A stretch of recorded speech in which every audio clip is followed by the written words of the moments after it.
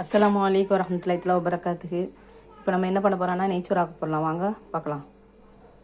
இப்போ அடுப்பை பற்றி சட்டியை வச்சுக்கிறோம், சரியா? பிஸ்மில்லாஹிர் ரஹ்மானிர் ரஹீம். அடுப்பை பற்றி வச்சு சட்டியை வச்சாச்சு. இப்போ நம்ம இந்த குழி கரண்டிக்கு ஒரு கரண்டி எண்ணெய் ஊற்றுவோம். தேங்காய் எண்ணெய் தான் ஊற்ற போகிறோம். தேங்காயும் நெய்யும் கலந்து ஊற்ற போகிறோம். பிஸ்மில்லாஹிர் ரஹ்மானிர் ரஹீம்.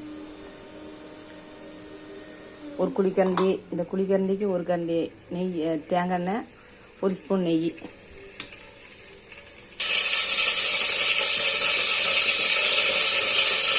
இந்த ஒரு ஸ்பூன் நெய் நம்ம நெய்யும் தேங்காயும் ஊற்றிட்டோம்.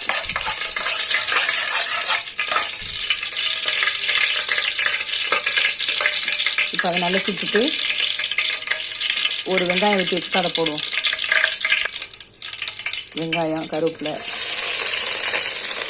ஒரு வெங்காயம் தான் வெட்டி வச்சுருக்கோம் கணக்காக.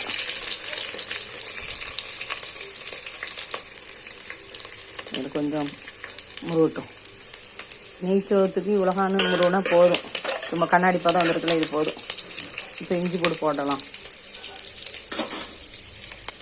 இப்போ நம்ம இந்த இஞ்சி பூடு போடுவோம். நம்ம இந்த கிளாஸுக்கு தான் அரிசி எடுத்துருக்கோம், அதனால் இந்த இஞ்சி பூடு போதும். ஒரு ஸ்பூன் இஞ்சி பூடு போதும்.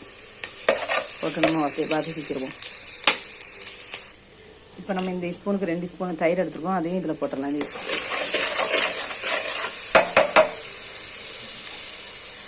நம்ம எடுத்த 2 ஸ்பூன் தயிர் எடுத்து நல்லா வதக்கிக்கணும்.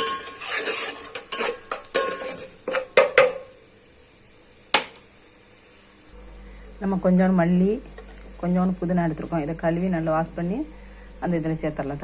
தாளிப்பில் இந்த புதினாவும் மல்லியும் வாஷ் பண்ணி வச்சுருக்கோம், அதை அந்த தாளிப்பில் சேர்த்துடலாம்.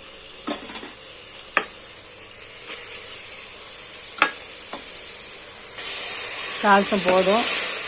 இப்போ நம்ம தேங்காய் பால் ஊற்றிடலாம். இந்த அளவுக்கு அரிசி எடுத்ததுனால இதுக்கு 2.5 கிளாஸ் தண்ணி எடுத்து வச்சுருக்கோம். தேங்காவை பால் புழிஞ்சு எடுத்து வச்சுருக்கோம். இந்த பாரிமுடி தேங்காய் தான், அதை அரைச்சி பால் புழிஞ்சு வச்சுருக்கோம். அதை இப்போ ஊற்றிடுவோம். நம்ம இப்போ உப்பு சேர்த்துக்கலாம். இவ்வளோ உப்பு போடுறோம், காணாட்டா அதுக்கப்புறம் போட்டுக்கலாம். போதும். தேங்காய் பால் இந்த அளவுக்கு கொதி வந்தால் போதும், நல்லா கொதிக்கக்கூடாது. இப்போ நம்ம அரிசியை போட்டுடலாம். அரிசியை வந்து நம்ம தாளிசம் பண்ணும்போது ஊற வச்சுருக்கோம். நல்லா 3 தண்ணியில் கழிஞ்சி ஊற வச்சுருக்கோம்.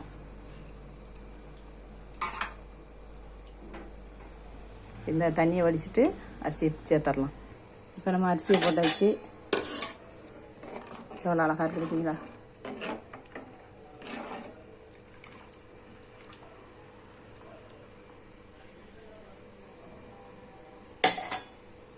இதனால் கொதி வரட்டும். நம்ம இப்போ மூடி போட்டுருவோம்.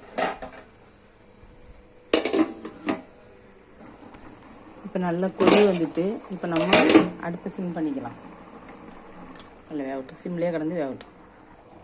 இந்த நேரத்தில் உப்பு செக் பண்ணிக்கணும். நம்ம போட்ட உப்பு அளவே போதும்.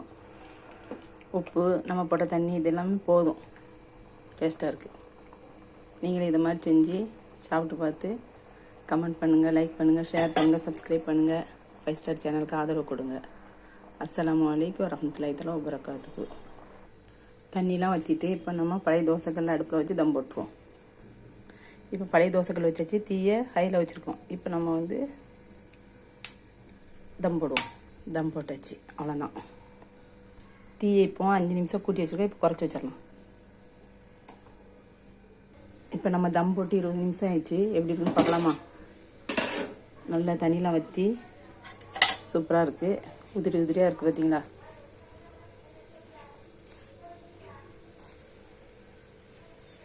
சூப்பராக இருக்கா? உதிரியாக இருக்கா? ஆனால் நம்ம போட்ட நெய் கொஞ்சம் ஜாஸ்தி. ஏன்னா தேங்காய் பால் ஊற்றிருக்கோம், ஆயில் ஊற்றிருக்கோம், நெய் ஊற்றிருக்கோம்மா. அதனால் அந்த குழிக்கரண்டிலேயே ஆயிலும் நெய்யுமே போதும். இந்த ஸ்பூனில் போட்ட நெய் கொஞ்சம் ஜாஸ்தி ஆகிட்டு, ஏன்னா நம்ம கொஞ்சம் தான் சோறாக்குறோம். சூப்பராக இருக்குது. வீடியோ பிடிச்சிருந்தா லைக் பண்ணுங்கள், ஷேர் பண்ணுங்கள், கமெண்ட் பண்ணுங்கள். பாய். அஸ்ஸலாமு அலைக்கும் வரஹ்மத்துல்லாஹி வபரகாத்துஹு. சோறு ரெடி.